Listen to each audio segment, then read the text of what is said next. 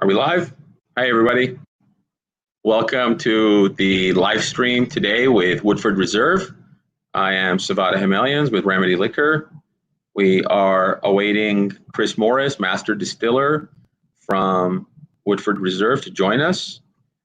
And we are trying a new platform today. We're trying to live stream this on a different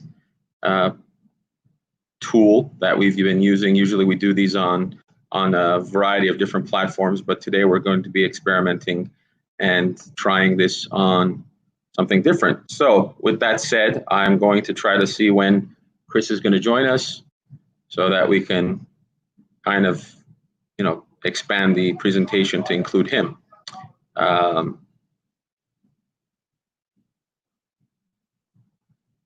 Okay, let's see. All right. Offline, live stream.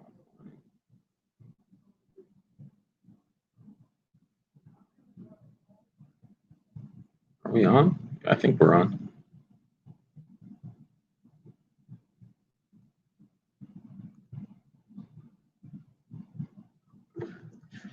Okay.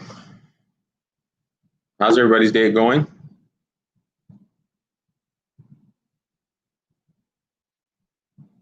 Checking things out while we're waiting.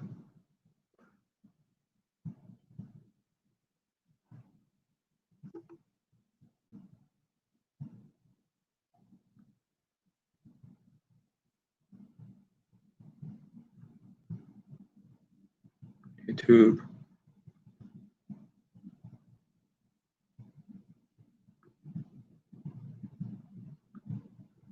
Accounts.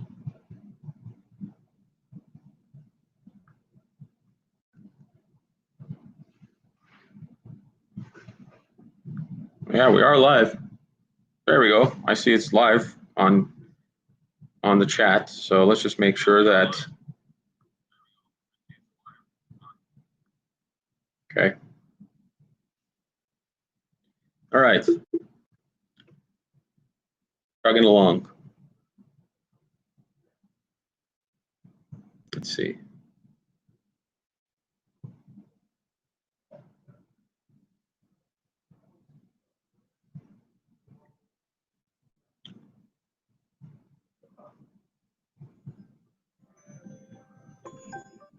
Okay, we're going to stop answering phone calls while we're on live. And I'm hoping that one of these viewers that's joining is Chris. If not, then we'll just wait till he's on board. We're going to be talking about Woodford Reserve. The brown spirit market has definitely been picking up, and we know we have a lot of Woodford Reserve fans out there. And, we're going to hear about the history of the brand, get a little bit more about how they go through their distillation process, some of the differences between the bottlings, if you're new to the items, or, asking some questions from Chris on how they kind of go through barrel selection and wood selection and all the good stuff that you typically go through when trying to craft a brown spirit. So in the meantime, let's wait till Chris is on board.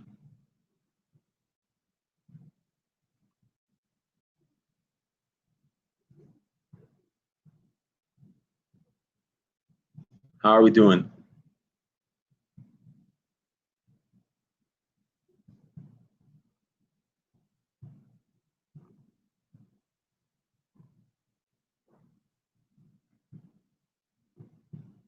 Are we live?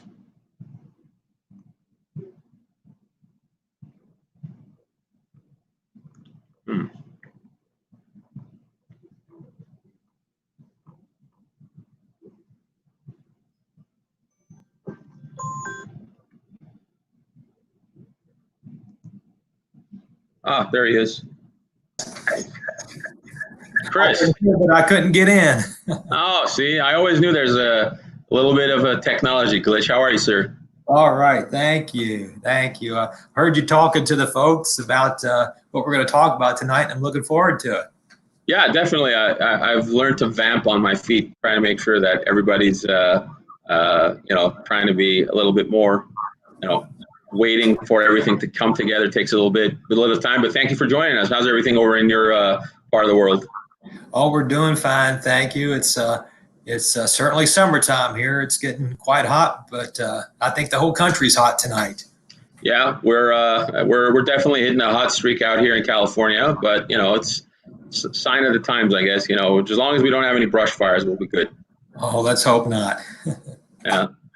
So we're gonna keep this loose and kind of light. So just however you feel comfortable diving into the products, the history, the distillery, whatever you want to start with.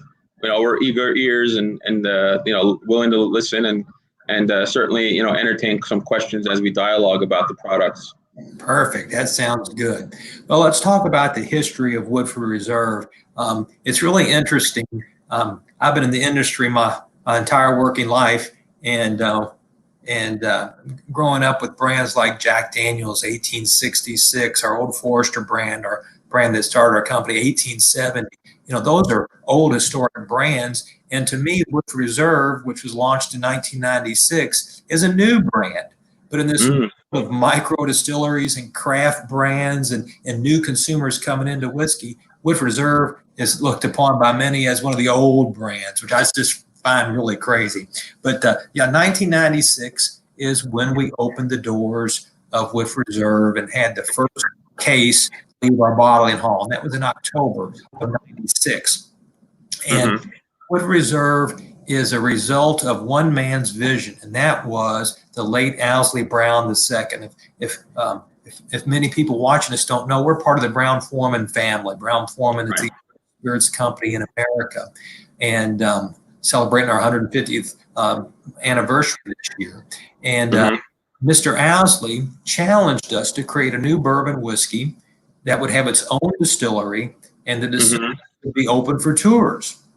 And today you go, what's the big deal? Bourbon's hot. There's lots of distilleries everywhere. And the Kentucky Bourbon Trail is probably the #1 tourist attraction in Kentucky. So what's the big deal about his vision?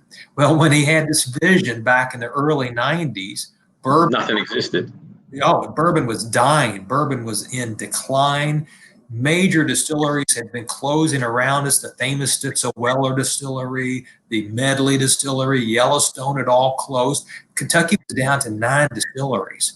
And if you added the 2 distilleries in Tennessee, that's all the distilleries making whiskey there were in the entire country. And sorry to pause right there. What's the reasoning? What was happening in the climate in the 90s that things were so bad for bourbon? Vodka. It was really? Okay. Vodka, tequila, light rum. We went through the era where people, don't eat steaks, don't smoke cigars. Anything that was really flavorful was considered blasé, and everything was light.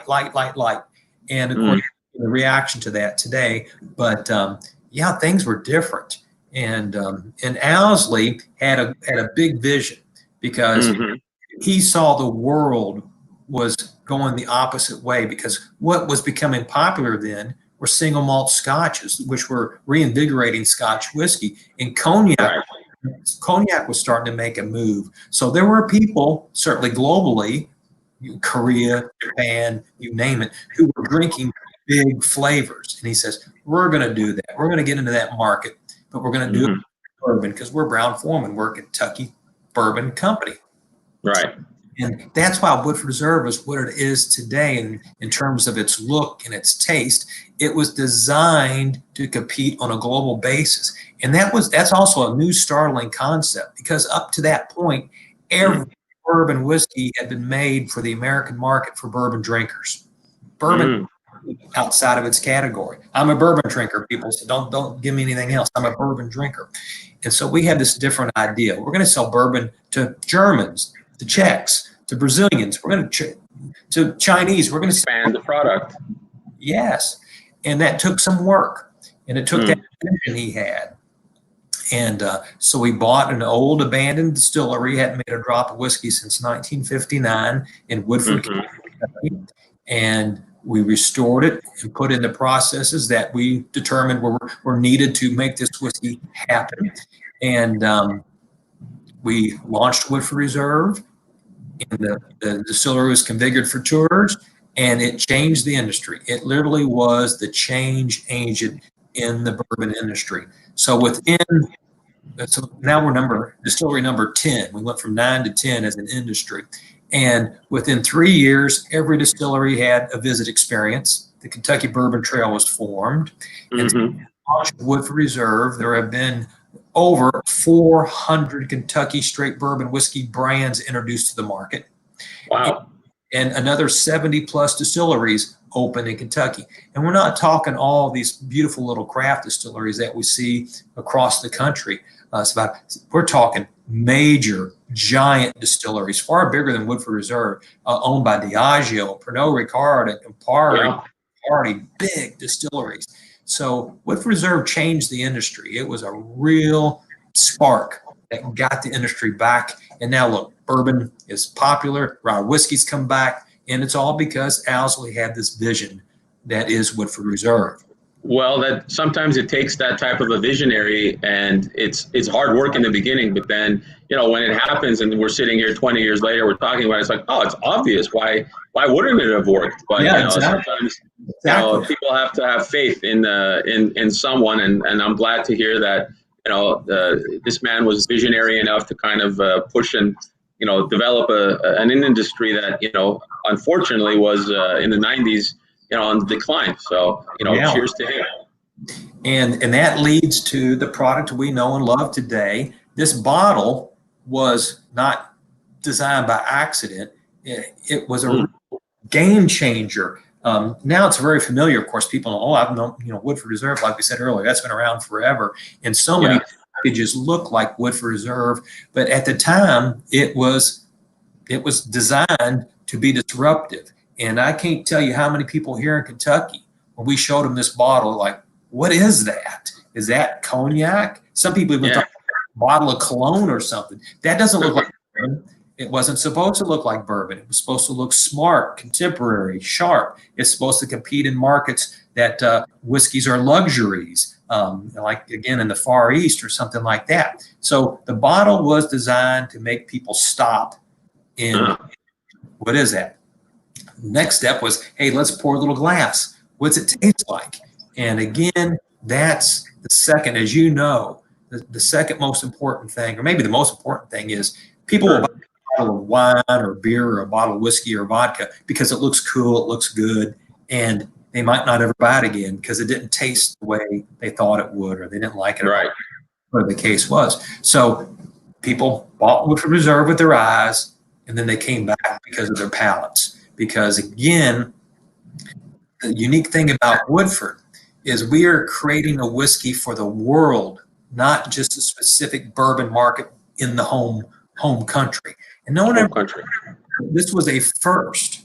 So this whiskey had to have fruit character, because how much of the world, obviously your customers as well, how many people like a glass of wine or a fruity wit beer?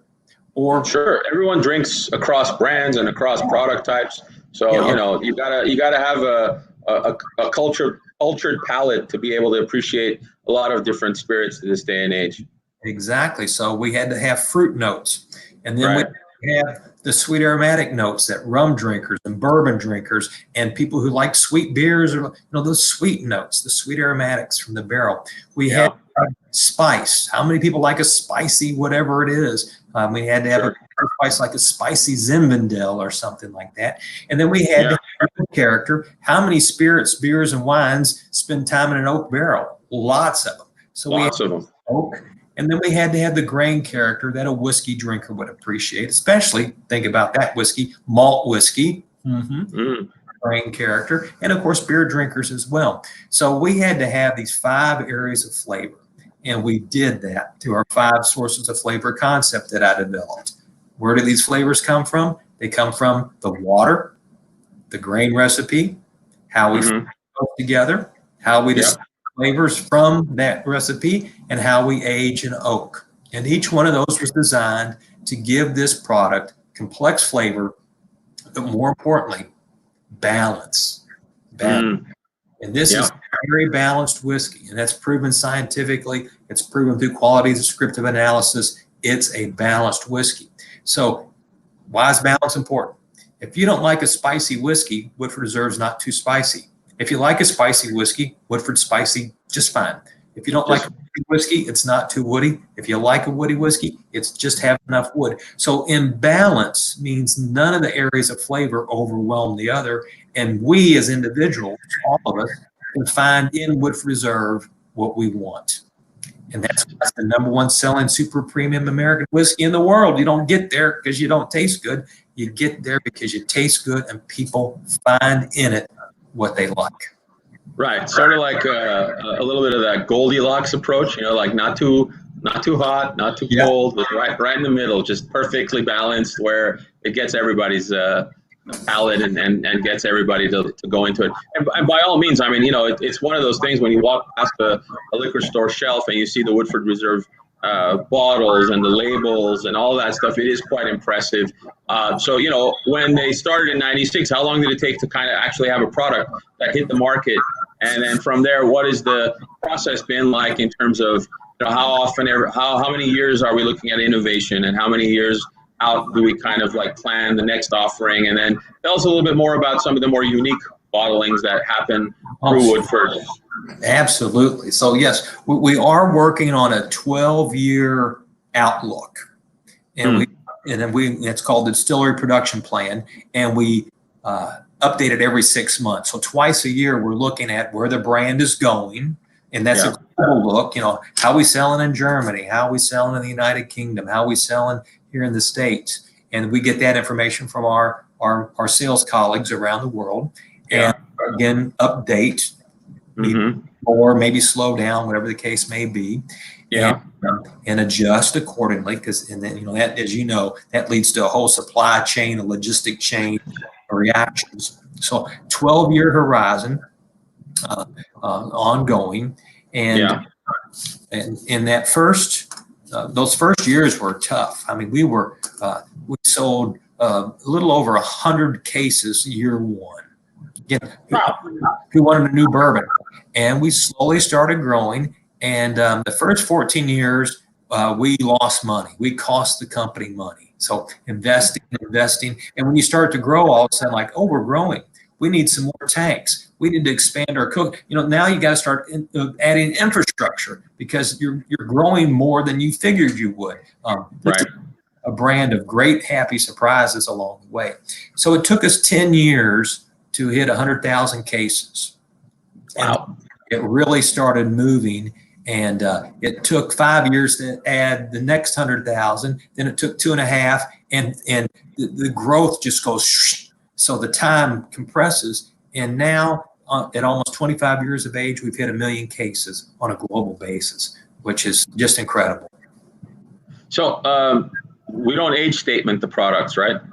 Right. We do not. Okay. So and you're seeing some of that with some of the other products out on the shelves right now. There, there's a 15-year that just came out, or a 12-year that just is, really picking up steam, and people are getting excited. So how does that type of an approach work with Woodford in terms of, age statementing something or not, and then expecting, everyone to kind of realize what's the difference between this year's barreling versus the one that comes out in a year from now? Right. So our focus is on consistency. So when your customer buys a bottle of Woodford today, they come in a month, the next month, or they go to London, England on vacation, or New York, the bottle or the drink of Woodford they enjoy there will taste the same as they did with you all. So consistency is the key. So if you're locked into an age claim, you can have the potential for inconsistency, because every year things change, barrels are changing, wood quality, you name it. A lot of things change. So I'm not choosing barrels based on their age. I'm selecting barrels on their flavor profile. Again, if you're designed on this concept of flavor and your goal is to deliver flavor consistently, age claims are risky. And especially if your aspirations are to be a large brand. And give me a break. We're in business. We want to grow. So again, age claims are difficult. So I'm batching together 100 barrels per bottling run. 100 barrels. are going to give us about 24,000 bottles, and 100 barrels are coming from 10 different production dates. And some barrels are, the young barrels are 5.5 years of age, and some barrels are over 10 years of age. And there's barrels in between of different ages because they're bringing different flavors to the batch. So we're batching according to flavor.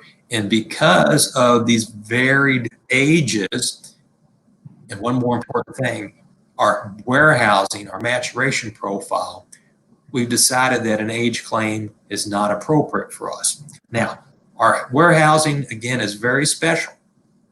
Other great bourbons from Kentucky and other parts of the country, or no one does it in Scotland, no one does it in Ireland. We're quite unique that we heat cycle our warehouses. This process goes back to the 1870s. We didn't invent it, but this old distillery was a heat cycled warehouse. All of our warehouses are built out of masonry construction, and they were built to be heated in the winter with steam heat, not live, but radiated heat. So we know from long science, and this goes back to the 1920s with research papers done by the federal government and many, many years afterwards, that if you're in a heat cycled warehouse, your age is approximately a half a year more per year than an unheat cycled warehouse. So a 5-year barrel of Woodford is really 7.5 years of age if you due to the heat, or if you're using age as maturation. So a 10-year-old barrel is 15 years old. So again, we don't want to use age because age doesn't give credit to the flavor profile we have. So how do you define flavor profiles then? Obviously, you have your series and your lines, and and you have the ingredients. So just talk a little bit about that. And I mean, we don't have to deep dive into a lot of that history, but I mean, just with all the products that are out now, and you see the double oak, and you see the chocolate one, and then you see all these different ingredient profiles. I mean, it's somehow someone's kind of coming up with these ideas, right? That's my job. That's what I do. Oh. And you have a fun job then, Chris. Yes. And everything again flows off that concept of flavor.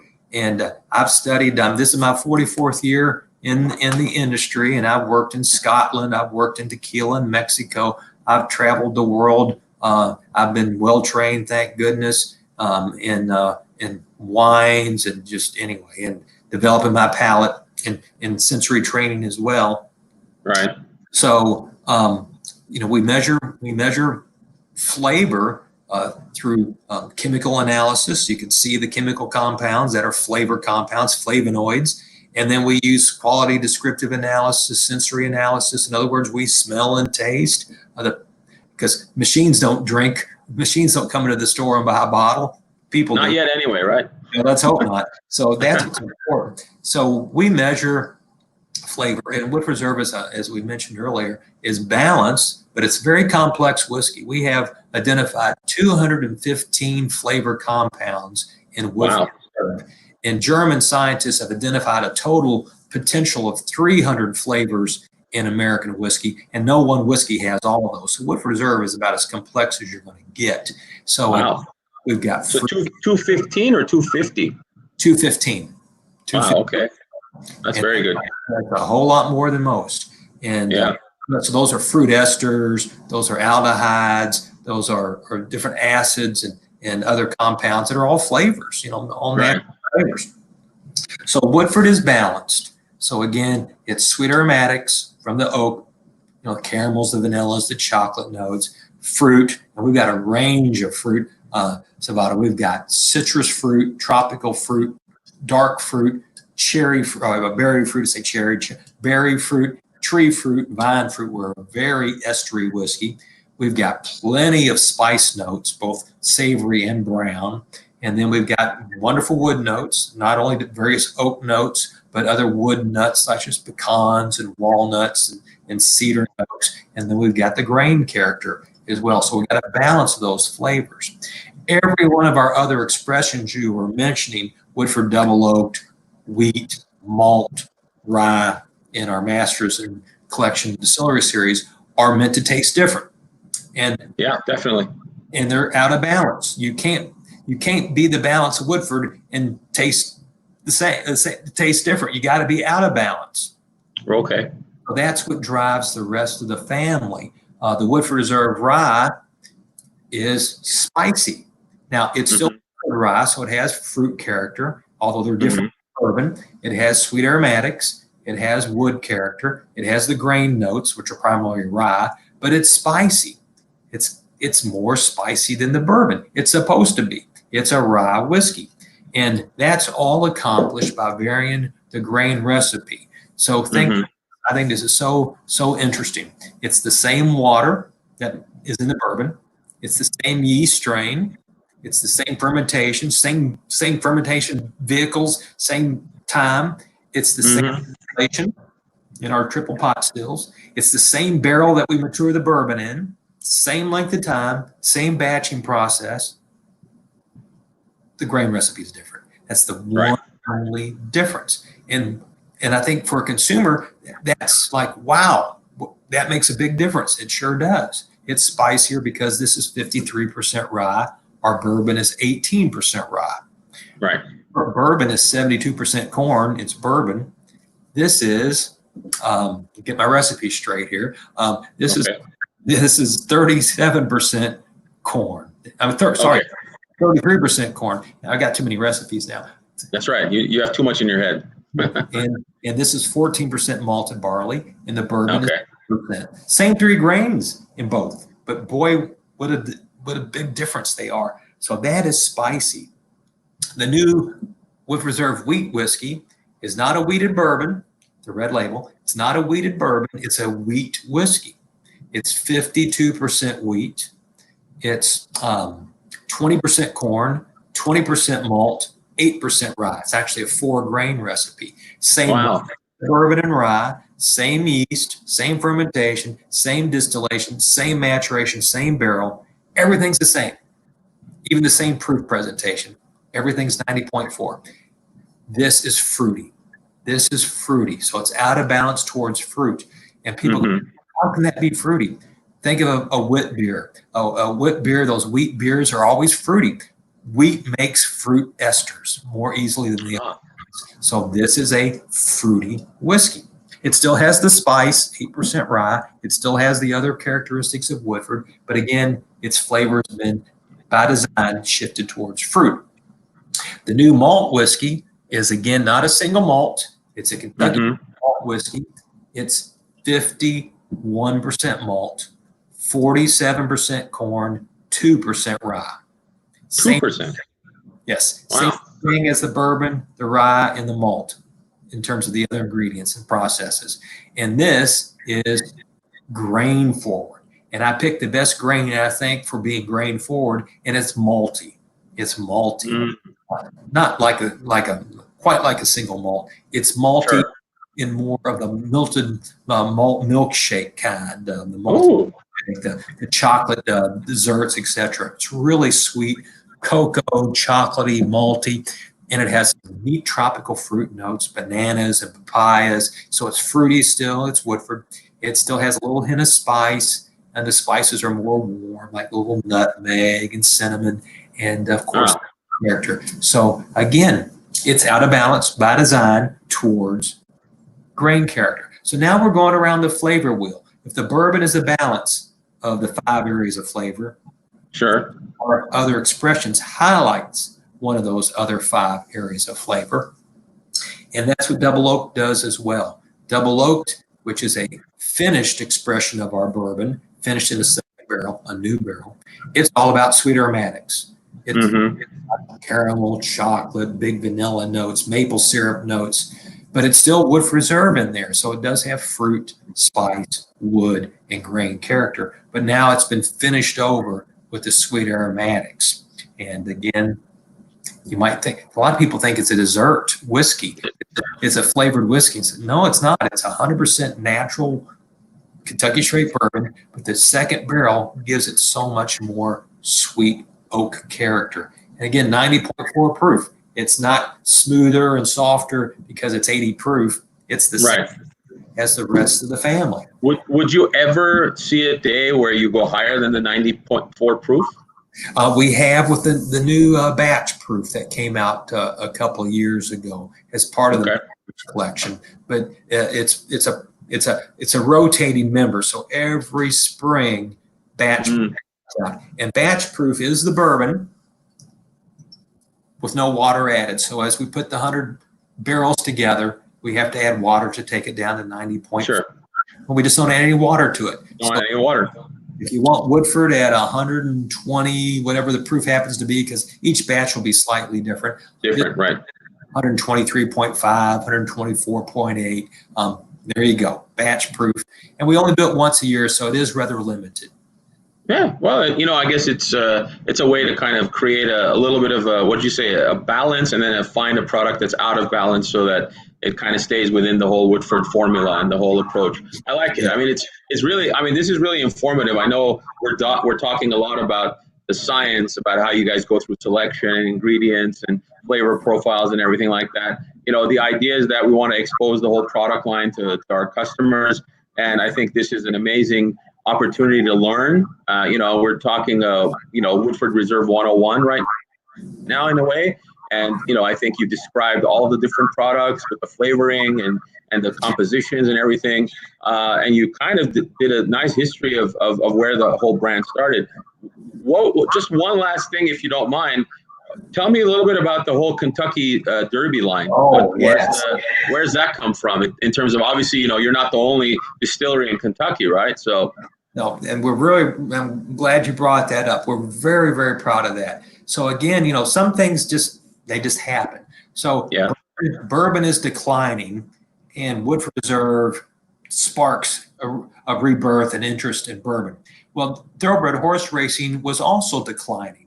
All this research and spoken. We've got friends in the industry, of course, and thoroughbred racing was declining. They weren't getting a new generation of people coming out to the track, and right. They had to reinvent themselves. And that was led by Churchill Downs and the National Thoroughbred Racing Association. So they're looking, and they see Woodford Reserve as this really neat thing happening, and drawing a new interest in the brand. And we want to partner with you all. You're the kind of brand we want to be associated with the Kentucky Derby and Churchill Downs. And what a great honor that was, because that was a Derby 125. So for 124 years, the Kentucky Derby had never endorsed a single bourbon. Interesting. And we were the first and only official bourbon of the Kentucky Derby. And of course, now we're the official presenting sponsor of the Derby, which it just takes to another level. So it was really both of us being at the right place at the right time as far as each other is concerned. And it's been a lot of fun. But there's just a lot of history. Our distillery is as we mentioned, in Woodford County. It's completely surrounded by beautiful thoroughbred horse farms. We're in the country. We're in the horse breeding capital of North America, Woodford and Scott counties, a little bit of Bourbon County. And literally in Woodford County, you'll find American Pharoah and Smarty Jones and Big Brown. Some of the great champions of the industry are at stud now in Woodford County. So there's a lot of horse racing history involved in people who've worked at the distillery. That's another whole call. But so we've been now with the Derby for 21 years. Wow. Well, assuming that it comes back next year and everything kind of returns to a little bit more of a normalized world, I think this year has just been eye-opening for everybody, and we get the chance and the opportunity to kind of do things like this with you and the learning and the history of the brand. And you don't have to fly out to California, although maybe sometimes good to get out and kind of see the rest of the country. But I'm looking forward to the time where I'll be able to get back out to Kentucky and just kind of come over and see the operation and kind of do a little bit of a firsthand sampling together and kind of learn the little bit more about just seeing it while it's live in action. But I want to I want to thank you for your time today. I think we've been learning tremendously about the brand, and thank you for taking the time to kind of educate us. And for those of you that are interested, you can visit remedyliquor.com. We have the products on our website. I believe we're going to finalize a nice promotional offer and have that up on the website shortly, so that customers that are interested in kind of taking up on some of these different flavor profiles you described and want to experiment, this is a perfect opportunity. So with that, I want to thank you, and wish you best of health and best of luck in terms of trying to weather the storm for the rest of the year. Yeah. And hopefully we'll see each other soon, and in good health, we'll be able to celebrate the success of Woodford and the partnership with Remedy. So thank you again for your time today, Chris. That sounds great. And thanks, everybody. Thank you. All right. Be safe. Talk to you soon. Bye-bye.